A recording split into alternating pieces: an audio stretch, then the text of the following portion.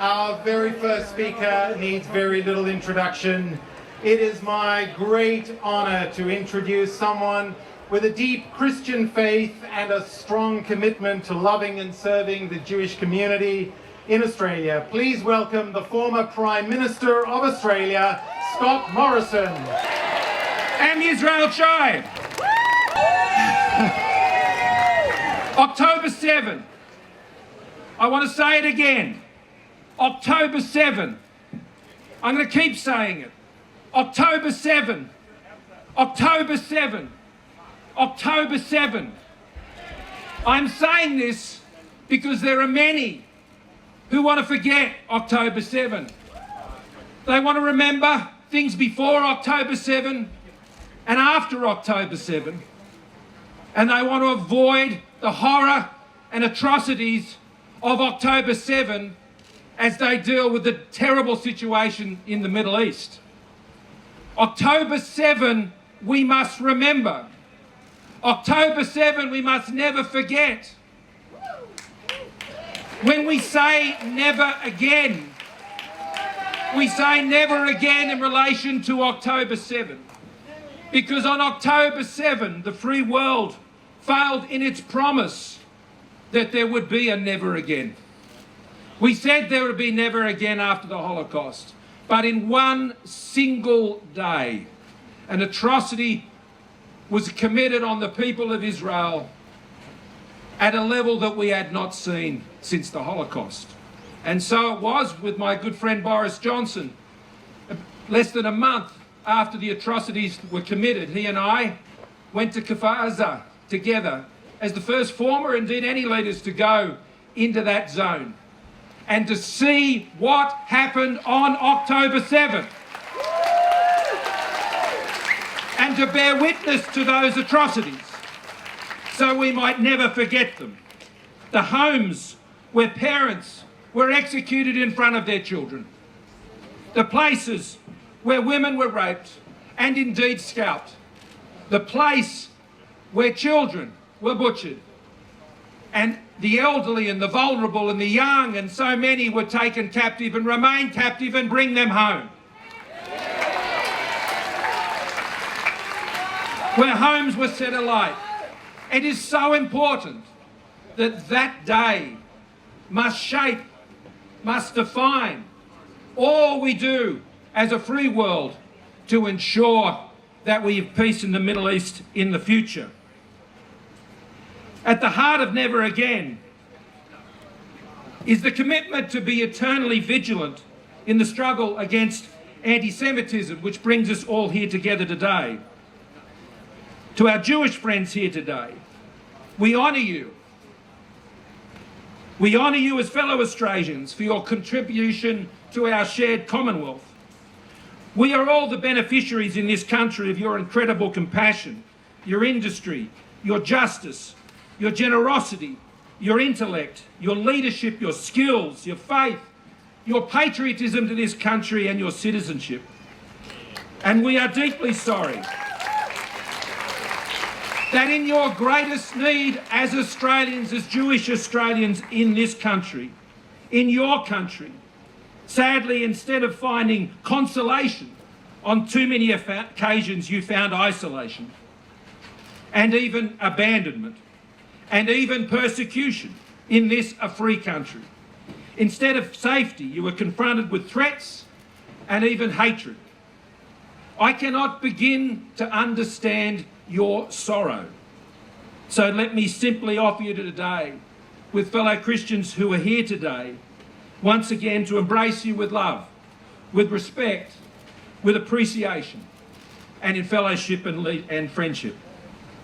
In 2019, I signed Australia up to be a member of the International Holocaust Remembrance Alliance. This was followed by a reversal of many of the positions hostile towards Israel that were being taken in the United Nations and had previously been held, and the declaration, as we put in place, of Hamas and Hezbollah as terrorist organisations.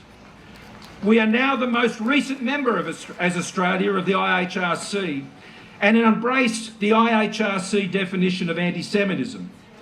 This defines anti-Semitism as a certain perception of Jews which may be expressed as hatred towards Jews.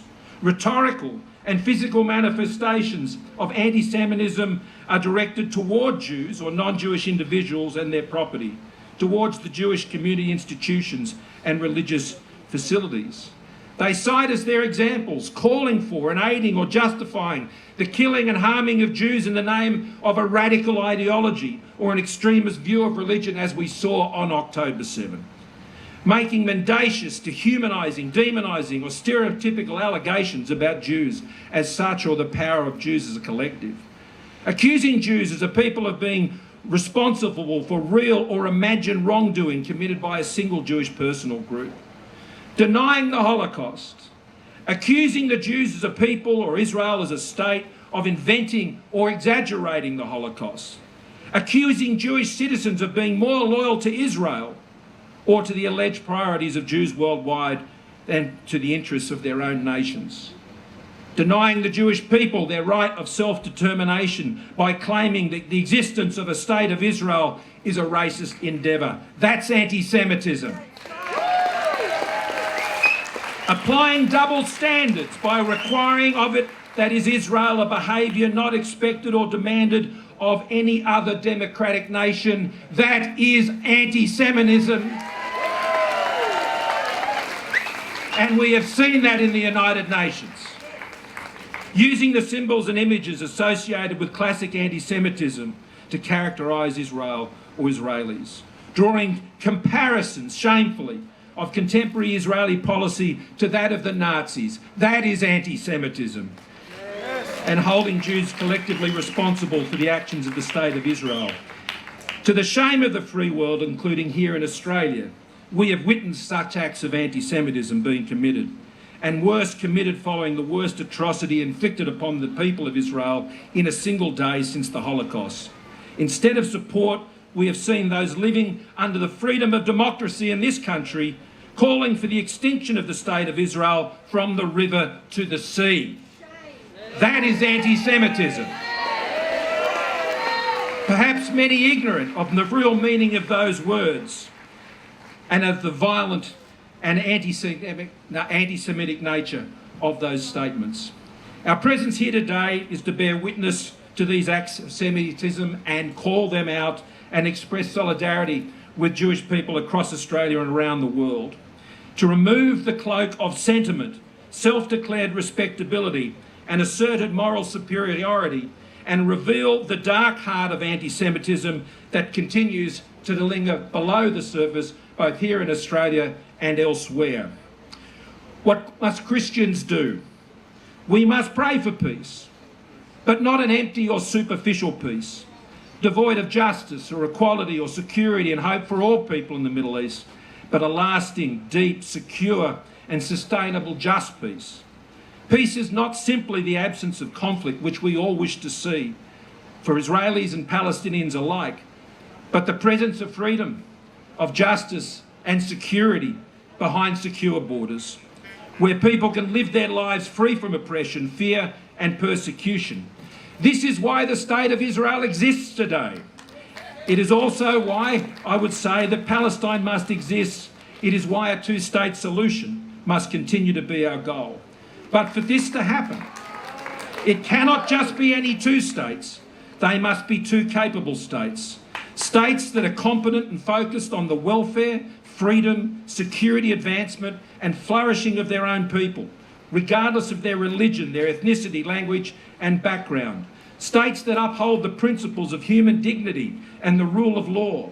States that are interested in hospitals and schools rather than the tunnels and command centres for terrorists they build beneath them to launch terrorist attacks against their neighbours and use the innocent civilians as their shield for their dastardly acts in contravention of international law. Such acts betray a future for the Palestinian people, and they condemn any future for a viable Palestinian state. We do need two states that are interested in the development of their own positive society, not the extermination of their neighbours. And at present, the competence of such a second state and free state beyond Israel is not present. There will be no peace in the Middle East while the Palestinian cause is championed by terrorists, by Hamas and Hezbollah, and by those who in support of this cause are prepared to make excuses for terrorists, to engage in acts of anti-Semitism, and draw an equivalence between the barbaric and calculated attacks of terrorists on October 7 and a nation-state exercising its right of self-defence. There can be no peace when those who finance, train and back terrorists are permitted to continue to do so with impunity, like in Iran, and destroy the peace and viability of other states in the region, including Lebanon. So long as these factors remain, I fear peace will be elusive and innocent suffering will sadly continue. But I've always believed in miracles, and I will continue to always pray for a great miracle in the Middle East, through the faith of the faithful, for those who believe in our Lord God, in a divine creator who created us all in his own image, so we could respect the dignity of each other as created human beings, to realise peace, hope, love and security, one with each other in this beautiful world that he created. Am Yisrael Chaim.